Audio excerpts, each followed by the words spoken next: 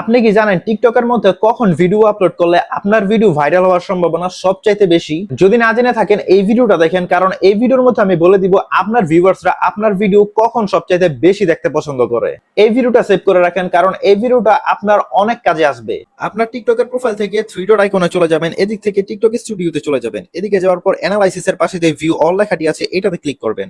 এদিকে উপরে দেখতে পাবেন ভিউয়ার্স নামে একটি অপশন আছে, এটাতে চলে যাবেন। এদিকে নিচে স্ক্রল করে আপনি দেখতে পারবেন মোস্ট অ্যাক্টিভ টাইমস নামে একটি অপশন আছে। এই অপশনটিতে আপনারা দেখতে পারবেন আপনার ভিডিওটা কখন সবচেয়ে বেশি দেখা হয়।